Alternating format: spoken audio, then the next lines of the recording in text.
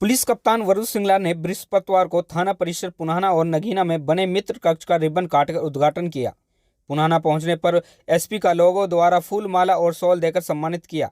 इस अवसर पर जिला पुलिस अधीक्षक ने कहा कि अब आम लोगों को थाने में जाने की जरूरत नहीं पड़ेगी, बल्कि थाने से थोड़ा हटकर दरवाजे के नजदीक बनाए गए मित्र कक्ष में अब लोगों की सभी समस्या का समाधान एक ही छत के नीचे निदान किया जाएगा। लोगों की शिकायत और समस्याओं के समाधान के लिए हर मित्र कक्ष में ड्यूटी अफसर लगाए गए हैं।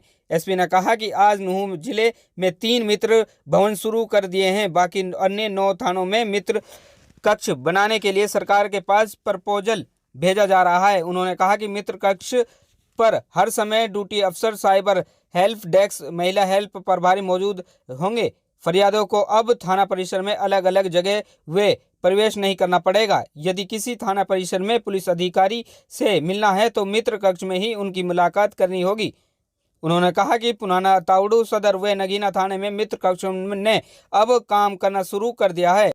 पुलिस अधीक्षक ने कहा कि जिले में अपराध, अवैध खनन पर रोकथाम और जाम की समस्या पर अंकुश लगाने के उद्देश्य से 50 के लगभग नए पुलिस नाके भी लगाए गए हैं, जिनके परिणाम अच्छे आ रहे हैं। उन्होंने कहा कि पुनाना थाना बहुत अहम है क्योंकि इनकी सीमा 3 राज्यों से मिलती है, हरियाणा, उत्तर प्रदेश और राजस्थान से मिलती है। कोई अपराधी भागकर दूसरी जगह से शरण न ले, इसके लिए सभी संबंधित राज्यों के पुलिस से संपर्क रखा जा रहा है। इस मौके पर पूर्व chairman Bhaniram Mangla, Dharamvir Saini, DSP Shamsher Singh, DSP Satish Kumar, SHO Chandrabhan, SHO Tarun Dahiya, SHO Malkhan Singh, चौकी प्रभारी अमित कुमार, धर्मेंद्र सोनी, मनीष सिंगला, जिला पार्षद तारिक खुर्शीद, जुबैर खान, चेयरमैन उमेश आर्य, भुरू सरपंच इदरीस फलेंडी, सपा सरपंच मुबारक, सरपंच हाकम सरपंच सहित काफी संख्या में लोग मौजूद थे। वीआईपी न्यूज नेटवर्क के लिए मेवात से तस्लीम अलवी की रिपोर्ट। देखिए, एक सबसे अहम फ़र्क तो ये है कि ये थाना बिल्डिंग से अलग हटके थाना परिसर में एक जगह बनाया गया है। यहाँ पर आपको सभी प्रकार की शिकायतों को जो डील करने वाले हमारे कर्मचारी हैं वो आपको, जैसे साइबर, महिला हेल्प डेस्क, ड्यूटी अफसर, सभी एक जगह पे मिलेंगे आपको।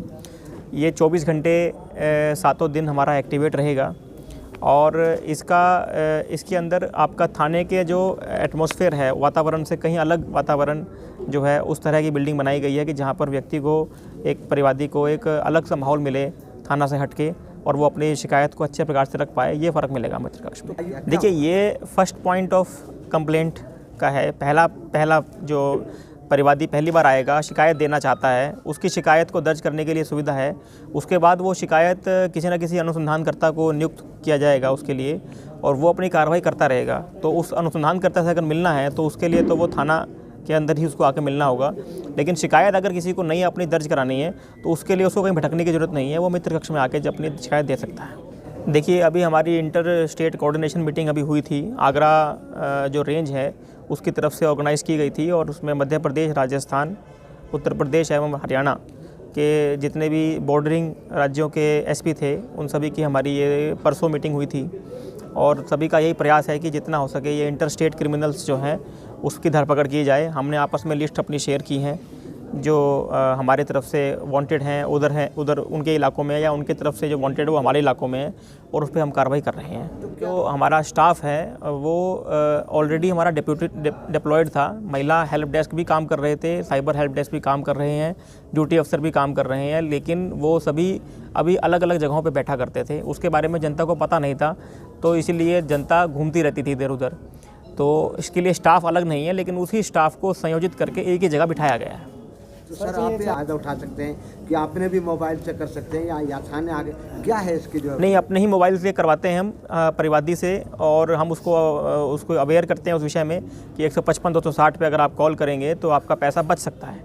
तो जो भी परिवादी आता है, हमारा ये स्ट्रिक्ट डायरेक्शन है to all the cyber desk कि आपने परिवादी का सबसे पहले उसको 155-260 पे कॉल करवानी है ताकि उसका पैसा रुक सकता हो तो रुके।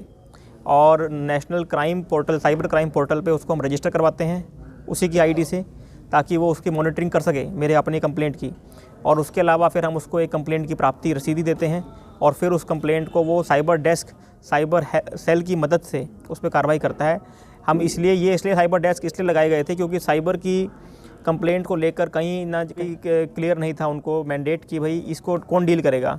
तो अक्सर परिवादी को बोल देते थे कि आप डिस्ट्रिक्ट पुलिस हेडक्वार्टर चले जाइए, वहाँ जाके आप अपनी कंप्लेंट दीजिए। तो दूर दूर से लोग आके अपने साइबर की कंप्लेंट दिया करते थे डिस्ट्रिक्ट पुलिस हेडक्वार्टर में, तो उनकी कंप्लेंट हम थाना लेवल पे लेकर और साइबर सेल की मदद से अपना काम करवा लें, इसके लिए साइबर डेस्क शुरू किए गए थे। और अब साइबर डेस्क आपको मित्र कक्ष में मिलेंगे तो सभी सुविधाएं आपको एक ही जगह पे मिल जाएंगी।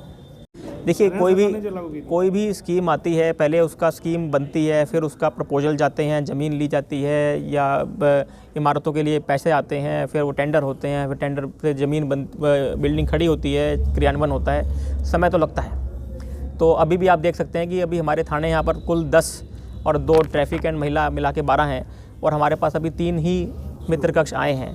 तो कोई ना कोई पॉलिसी को इम्प्लीमेंट करने में टाइम तो लगता ही है।